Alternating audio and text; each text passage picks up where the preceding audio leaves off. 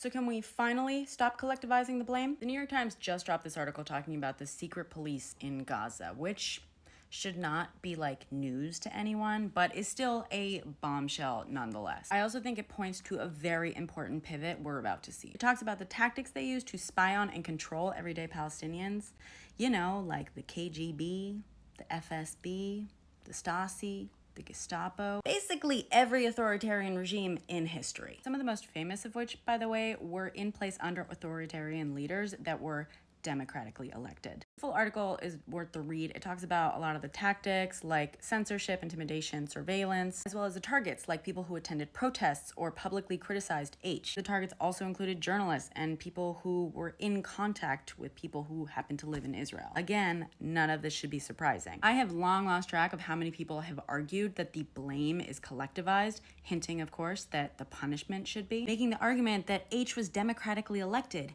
18 years ago, well before the majority of the population was born, let alone old enough to vote. And I'm sure I don't even have to say that these are not errant opinions. President Isaac Herzog even said there's an entire nation that is responsible. This is collectivized blame, okay? So can we finally stop with this shit?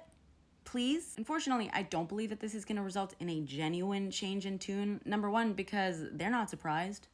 I mean, are you surprised? I'm not surprised. Number two, because I believe this is actually a very calculated release. And this is the pivot I mentioned at the beginning. I'm pretty sure this is just the first step in the pivot to the narrative of this being a rescue mission. A rescue from an authoritarian regime they are at least partially responsible for being in power. Does this sound at all familiar to you?